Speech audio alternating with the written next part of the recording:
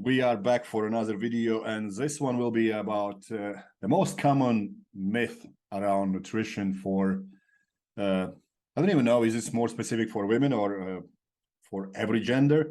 But I do believe that we come across more often than not with these when we talk to women. So most commons I have heard is, hey, I shouldn't be eating red meat, it's bad for me. I need to eat more vegan stuff. Okay, glucose, lactose is bad, and many other things that might be true to extent. So my interest would be, what do you hear? What are the things that you sometimes almost have to overcome just to make sure that you do your best in helping women get results? And is there something that they might have misunderstood just because of social media or whatever that is actually holding them back from getting results much easier and quicker, if that's the right term? I think from my demographic, the most common thing I see with that is carbohydrates. I feel like most females I see or work with or want to work with me, they're afraid of eating carbs. It's almost like carbs have become the enemy. And I think a lot of that has come from removing carbohydrates has a pretty acute impact on scale weight. And so they correlate that with fat loss and, getting closer to the goal. And that kind of comes back to our last video where we were talking about the importance of measuring the proper metrics based on your goal. And oftentimes they're mixing up weight loss with actual fat loss or adipose tissue loss. So they see less scale weight from less carbs means I'm close to my goal, but it really didn't impact the actual, not necessarily, but usually it really didn't impact the actual fat. It is just the overall mass, the total mass, because carbohydrates and water kind of flow together. So with carbohydrates comes water. If you remove the carbohydrates, you remove water, you weigh less. So that's probably the most common hurdle I see. So when you talk about carbs, what does it mean when they are not eating carbs? Is it detrimental to their physique, or is it holding them back or some sort? Is it actually bad that they are not eating carbs, or can carbs actually speed up their goal in achieving that tight, firm body, or are they not necessary? It kind of depends on what they're trying to accomplish and their style of training for that accomplishment to happen. If they're doing more higher intensity things, which seemingly they are, then carbohydrates become more and more important. But it's not necessarily carbs will make them hit their goal easier or quicker or more efficiently. It could be, but that would depend on how they're training. But oftentimes what's happening is they're removing carbohydrates. They can only eat so much vegetables and protein. So just by the removal of carbohydrates, they've actually reduced their caloric intake, usually to a point where it's problematic for achieving their goal because they're just underfed. The fuel that their body's is receiving is just not adequate enough to literally fuel the activity they're trying to do. And then if you couple that with a higher intensity workout like boot camps and CrossFit and F45 and these very popular higher intensity activities, if you then pull the carbs out of that, you're going to dig a physiological hole that's very difficult to climb out of if you dig it deep enough. And I see that often. So not sustainable, but also, can you train body to tolerate more carbs? Because sometimes when you just describe this option, maybe somebody hasn't eaten carbs for a very long time. So how do you actually get them buying into, hey, you might look better if you did eat some carbs? So what are the processes? And first of all, most likely you're going to ask them, hey, do blood test. Do you look into blood test and tell them, hey, you are really good at tolerating carbs already? Or, yeah, you're right, you haven't eaten carbs for a very long time. We need to work on these different things before we reintroduce carbs into your diet. And that's when they're actually going to be beneficial for you. What is your thought process behind that after you have kind of set up an interview and someone says, I can't be eating carbs, they are making me gain a lot of weight? I usually just hear what they're saying, and based on the way they're communicating to me, I have a pretty good idea if they actually have an insulin sensitivity or an insulin resistance issue, or they're just sort of stuck in the sort of myth that carbs are bad for them because they can't seem to lose weight when they eat carbs. I can kind of pick that out just from the communication. If they become a client, I already have blood tests right away, and I will look. If I have somebody that there is no blood test issues, but they just aren't eating carbs, it depends. Usually I can get through them. And I don't just bombard their body with carbohydrates, because they will be a little bit more insulin resistant than normal just because they haven't been eating them. But it wouldn't be overly detrimental, and it wouldn't be something the body can't adapt to very quickly. But I would explain to them that the first few weeks, we're going to see a little bit of weight spike. It's not fat, it's weight. Therefore, it's mostly just water and glycogen and overall food mass. And then after that, we would just sort of ease them into getting them to the point where carbs are coming in and they're okay with it, because they understand that the change on the scale isn't detrimental to the actual progress. And that's where the importance of some other metric to show progress is important, like the calipers. If I can show their weight going up and the calipers didn't go up, there's no argument here that they didn't gain fat. And I think a lot of the times that's just really what has to happen. They have to realize that they're not gaining body fat, even if they're seeing weight gain. But some of them, it's harder to get through than others. Now, there's other issues to possibly consider, like females with menstruation. During the follicular versus the luteal phase, there is a spike in estrogen versus progesterone, and that does have physiological effects. And insulin resistance does go up as progesterone goes up. So it may be relevant to a female to increase their carbohydrates in the follicular phase and reduce them in the luteal phase. But for some women, it's worth it. For others, that the juice just isn't worth the squeeze there. But it really kind of comes down to the person and how meticulous they're willing to track stuff. But it is a thing. Insulin resistance does go up with progesterone. And if that's the case, lowering carbs there would make sense. I do have a few females that we do that. We modify the macronutrient distribution based on where we are with their menstrual cycle. But most of my clients, we don't, because it's not that much of it doesn't have that much of an impact on their performance and how they're feeling until they're getting leaner and, approaching very low levels of body fat. Then it becomes a little bit more relevant. But for a female that just wants to look good and feel good, there will be a few that it's worth their effort to do that, but most of them will be fine if they don't. So it's more fun to live on carbs than not, isn't it? Yeah, it definitely is. And you just don't want to get caught in that trap where if you had something like a cookie or something that caused a weight spike, you associate carbs and sugar and all these things as why you're gaining weight. And yeah, you did gain weight, but they have to realize that it's not fat. Like, you're not gaining pounds overnight of body fat, but you can make the scale move pounds overnight.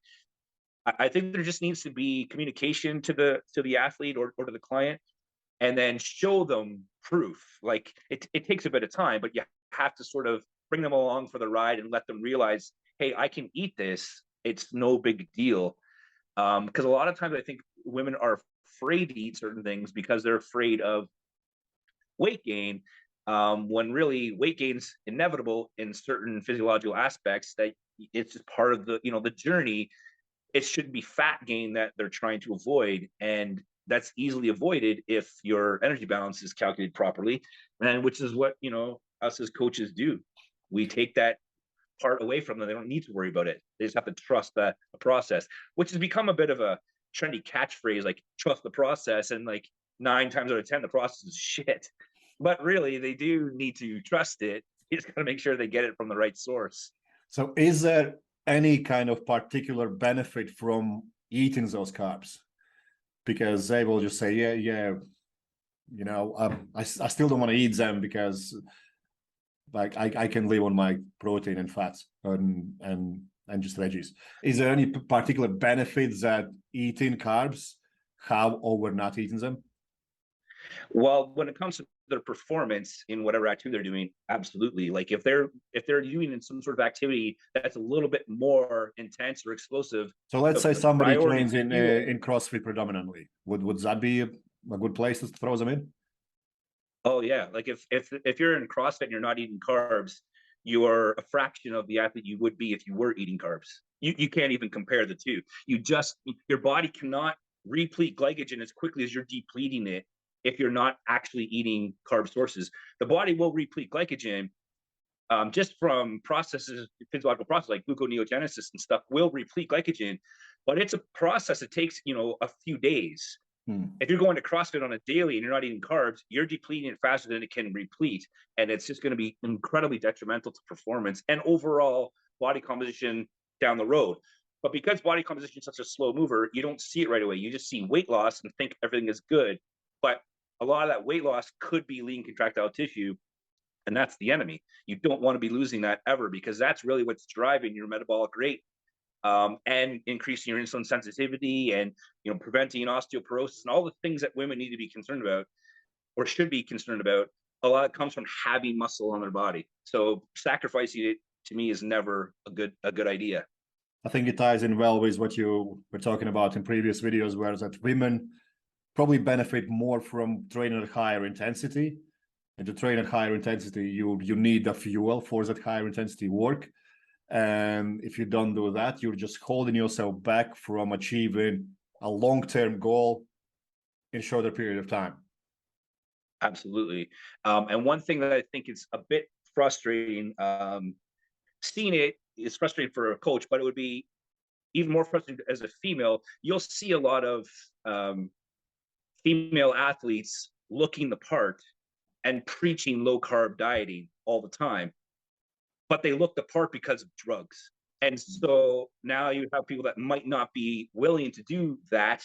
They don't even know that that's happening because they're not going to admit it. But some of these people might not be willing to do that, and they won't be able to accomplish the same thing because they're missing that crucial crutch that social media influencer is not saying. Because you can't be doing low carb ketogenic style dieting all the time in a high intensity workout and look the part. It just can't happen. But with drugs, you absolutely can, because you're basically preventing that lean contractile tissue atrophy at all costs. And that's the big difference. Yeah. So moving on from carbs, what other things do you come across? I hear a lot about red meat. Or should I be eating it? It's toxic for your body, especially in mainstream media. Hey, it can cause cancer and God knows what else. So is there truth to it? And how do you go about approach? You did mention in previous videos, hey, if you are a woman, you probably need some red meat. So yeah. what are your thoughts about this myth, and how much truth is there, and how do you go about it? I think the cancer causing from red meat thing, it's going to come down to context. There's quite a bit of research lending a positive correlation with processed red meat being potential carcinogenic. But even with the processed red meats, the research is controversial, but it's a little bit more like, I wouldn't go out of my way to eat processed red meat. And I tell my clients the same thing. So give me just a couple examples of processed red meat. Just two. Like something that's been like dehydrated, like jerky, and like maybe like cold cuts from the grocery store, like that kind of stuff. I wouldn't be overdoing that. I think if you had it once in a while, it's not a big deal. But that research is a little bit more promising, if you want to say it that way, to be a potential carcinogenic. But in general, red meat and cancer-causing things is not really a concrete, foolproof research point yet. But when you look at actual red meat, like hamburger and steak and stuff like that, that you are going and buying from the butcher and cooking yourself, it's really not. The research is really not showing correlation to cancer if it's within reason. But what does happen is certain mutagens or compounds are created within the red meat from the way you cook it. It's not inherent to the red meat when you go buy it, but your methods of cooking it can potentially create more potential of carcinogenics. But they're easily avoided with marinating the meat and making sure there's oxygen able to flow as you cook it. So what I have my clients do is, who doesn't marinate steak? And then when they put it on the barbecue, just prop the lid open just a little, an inch, just so air can, flow.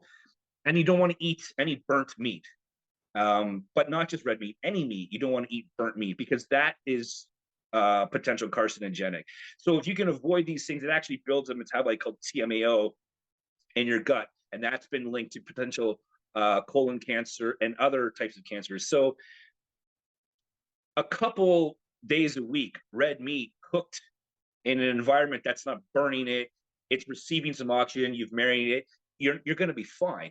And I think the reward is much, much, much, much worth the risk, because red meat is so powerful, especially for females, just from its ability to give your body iron, which is a very common deficiency we see in females just from menstruation. And the best way to get iron is through red, like if you think red and green, red meat, green vegetables, that's your best source of iron. But iron from the animal protein is a heme iron, and its bioavailability is much higher. I wouldn't eat red meat for every meal for every day, but a few days a week, I absolutely would. I still encourage it, and the research still supports it overall. So I don't think the concern is there if you actually look at the details of the research. The media portrays things a little bit differently.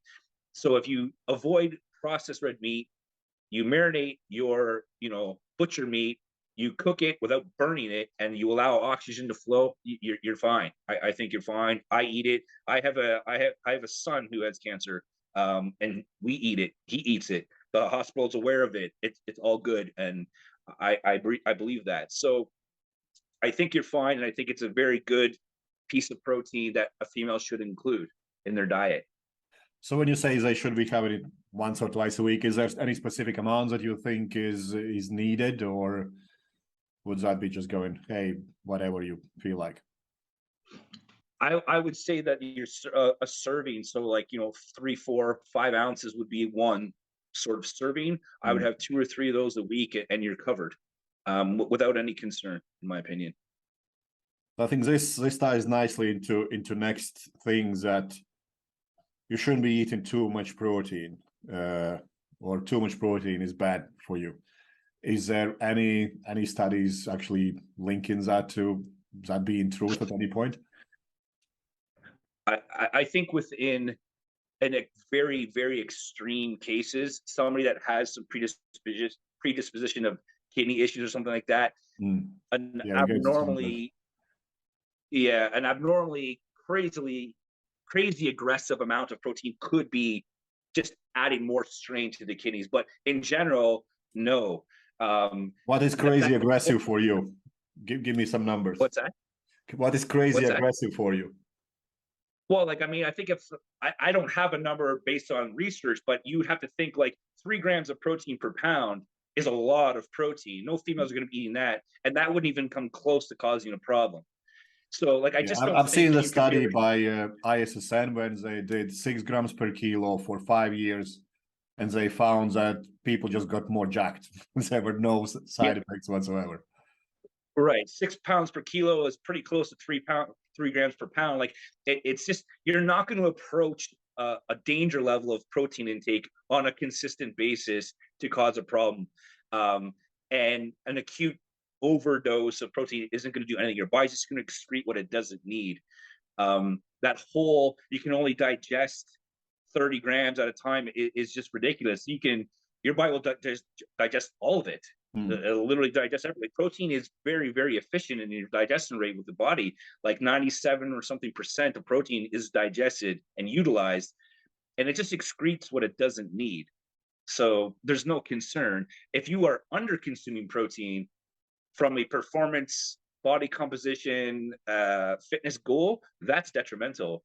Overconsumption of protein, I've never met a female that can come close to eating an over-approaching concern of protein. Like if anything, they're complaining that there's too much protein to eat, and you're barely scratching the surface of what they could be doing. So overdoing it, I just don't see it happening. Definitely not consistently. Yeah, when you talk about protein portions per meal, I think I saw a study where they did and they figured out that your body can absorb 80% of your daily needs in one meal. So you need just another meal to hit in another 20%, and you're good. You can, for someone like me, that would be a lot of protein in one sitting. And my body will still absorb it and utilize it and work as good as it can. So how about any kind of myth around hydration? Have you heard anything that doesn't really stack up with what gives you best results? So do women need to drink more than men? Do they need to drink less than men? Do they need to drink some all alkaline water or anything that detoxifies you or something like that? Does anyone ever comes across and talks to you, hey, Scott, do I need to drink alkaline water, for example? I've heard, no clients that I work with have brought that up to me, but I've heard and seen a few people around here preaching that your body is incredibly efficient at maintaining a certain pH level because it's necessary for survival. So if you start playing around with, different pH values of beverages, your body's just going to fix all this for you. I don't think that's at all a thing. In terms of hydration, obviously being dehydrated is not good. Chronic dehydration is even worse.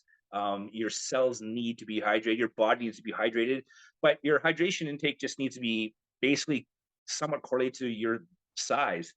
A smaller female doesn't need to be drinking more fluids than a larger male. That doesn't make any sense. But the one myth that I do see with hydration is they have to drink water. It has to be water. It has to be fluid. And what I tell my clients is that alcohol aside, because alcohol is a diuretic, that's the only thing I wouldn't count towards fluid intake. And very but high other than that, yeah. So some people can be drinking like pure alcohol, like, vodka or tequila, and it's only be like 80, 90 calories for that ounce. And if they're mixing it with, calorie-free mix or water, the calories they're taking in is really nothing. It's when they've drank too much and they make stupid decisions where that's where the calories get too high. But a couple drinks here and there is not going to be detrimental. But aside, I don't let them count alcohol as part of their hydration intake count. But every other fluid they drink, it counts.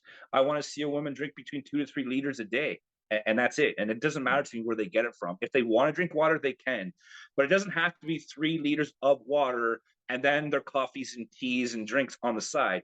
It can all be considered as one.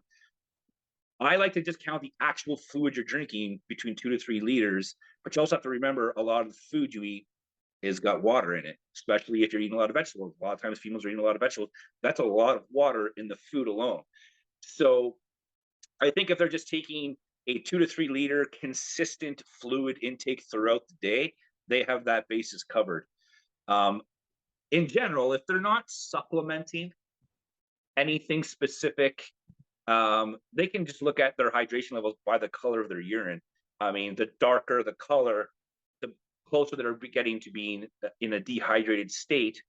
But there are supplements or drugs that can change that. So you have to be careful if you're taking things, the color of your urine might not be a good indicator anymore. But if you're not, you can look at that. And if it's clear or relatively clear, you're probably hydrated as much as you need to be. So things you're talking about will be probably vitamin Bs and things like that.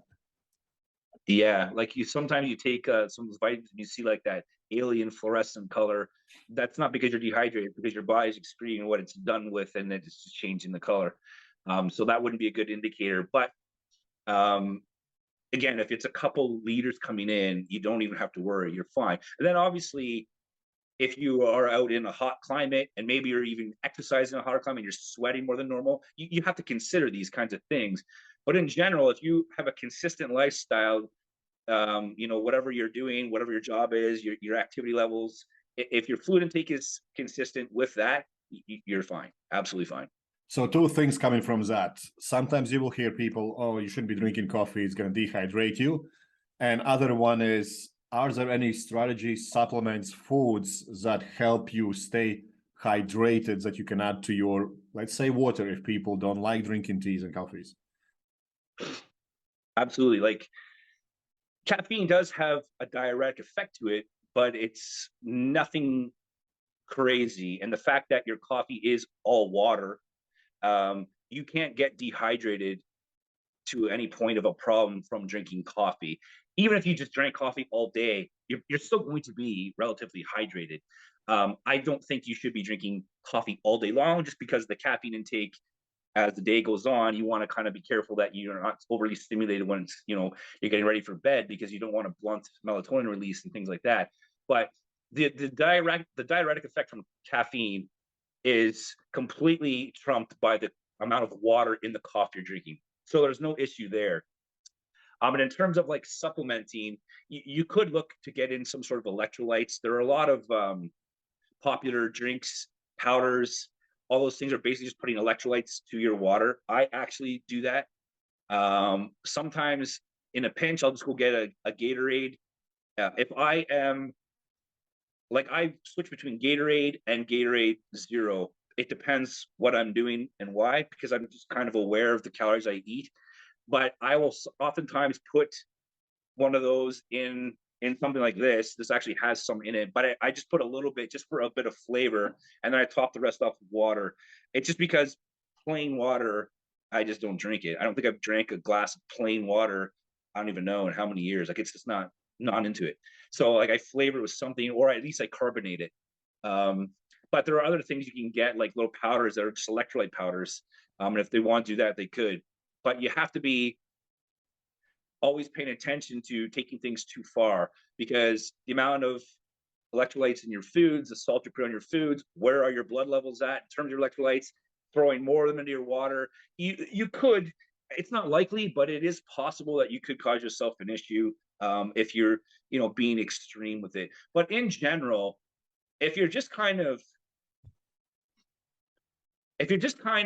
relaxing here a little bit and just kind of doing the basics, your body is very, very, very efficient at making sure things are okay. Unless there's a predisposed issue or a health concern that's already in play.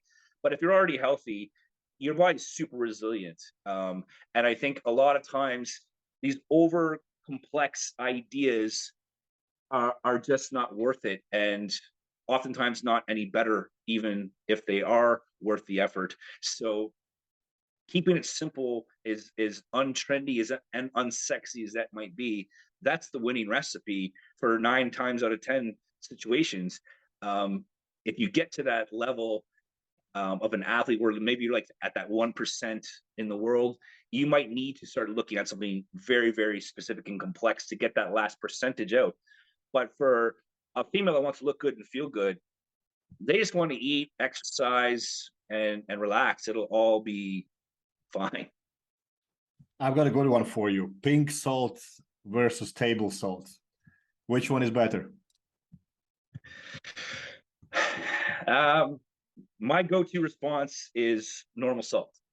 But it depends, because I have seen advertisements of certain Himalayan pink salt where they have not removed the iodine. I don't even know the procedure of how they go about doing these things, so I don't even bother. It's very important to have iodine in your body, and an easy way to get that is just from getting iodized table salt. And you just sprinkle it on your meals. And I encourage all my female athletes to do that. Salt your food, and I just say salt it to taste. Let your taste buds sort of dictate where you're at, and then we'll let the blood work determine if we need to change anything.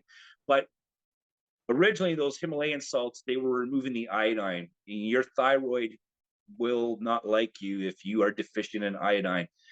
So can you eat the pink Himalayan salts? Of course. Is it better? I don't believe it is at all, but you could also have somebody that has their iodine levels exactly where they need to be, and they still want to be salting their meals. So maybe at that point they could get away with it, the salt that has the iodine removed. But in general, that's not the way to go. There's actually a product you can actually find on Amazon, and it's a potassium iodized salt mixture. And that's the one I go to, and that's the one I often have people get. And you just liberally salt your meals, and all will be taken care of just like that. Yeah, because I think you have heard, and I have heard it a lot as well, like, oh, don't eat salt, it's gonna cause you all kind of health issues. And you go, Well, if you're sedentary, maybe, just maybe. But if you're physically active and actually want a good performance out of your body, you need it, because otherwise your muscles are just not going to work. Yes, Yeah. absolutely. And the problem with what we see is that they extract some part of that study and they disregard who the study was done on. And they disregard what does the rest of their lifestyle look like? What are their meals look like? If you eat a highly processed diet all the time and you're pouring salt on your food, you're going to have a problem, especially if you're sedentary. But Hmm. athletes need sodium, they need iodine. So to remove these things is never a good idea. But we want to always make sure that what we're eating and why is based on not only what we know in terms of research, but also what your personal blood works look like. Like we don't want to be pushing potassium supplements into a female that has high levels of potassium. Like that just wouldn't make sense. But in general, if you are following the basic rules, adequate protein, your energy balance is equated to what you needed to do, and you're eating that 80% wholesome, nutritious foods, 20%, meeting your cravings, you're good. Your body's good. You're fine. It's just going to be a matter of showing the athlete or the female clients progress is still being made despite what the scale says, because that's oftentimes the hurdle. They're doing everything right, but the scale didn't move, so they think they're doing everything wrong. In reality, that's probably not the case. If we want to increase lean contractile tissue on the body, we might not necessarily want that scale to drop. It really kind of depends on the person and what we're trying to achieve. Well, let me know. I'll try to summary it all, because there are many other things we could talk about. But I think, in my view, from all this, first of all, poison is dose dependent. What I mean by that, if something is harming you, it's probably you're having too much of it. So just adjust it and carry on. But first and foremost, run your blood test. Whatever the hell you ever do, make sure you know what your starting point is. And then know your outcome as well. So if you want to control your body weight, then you might take a closer look about manipulating your carbs, maybe throughout your period and whatnot. Maybe even manipulating how much salt you're adding to your foods and things like that. But if your outcome is long-term health, it might not necessarily need such a meticulous approach. So carbs are most likely really good for performance. Well, we both know for high performance, they are necessary. So red meat is great iron source. Water, there is no difference between male and female. You just stay hydrated and make sure you don't stay chronically dehydrated. And how you get your fluid in doesn't really matter, as long as you are not drinking like sugary drinks and stuff like that. That adds you another 500-600 calories on top. And when it comes to salt, it doesn't have to be pink salt, as everyone believes. As long as it's iodized salt, you are winning it. If a female is spending a lot of time eating only with pink Himalayan salts, and they're falling victim to a lot of the traps that you see in terms of how they're making progress, and they're basing it on the scale, and they're not seeing it, they're going to go and somehow, somewhere, they're going to get told, or it's going to be presented to them that it's possibly a thyroid problem. So then they're going to go to their doctor. Ideally, they go to their doctor first. Doctor's going to check TSH. Doctor's going to say your thyroid's fine. They're going to say, well, no, it's not fine. It's going to go back and forth. Then they're going to end up going to a naturopath or something else. And the naturopath's going to say, oh, no, your thyroid's the problem here. We need to supplement with some selenium and some iodine and all these things. And you will spend a lot of money on all that. And if you just got rid of the pink Himalayan salt, which is probably twice as much as table salt is anyways, and had iodized salt in your body, you might not have even had a problem to begin with. And I see that happening a lot. Now, there's a lot of factors obviously that can come into thyroid, dysfunction, stuff like that. But in general, if we know the body, we've known physiology in terms of nutrition, how that stuff's for hundreds of years. There's no more secrets out in there anymore.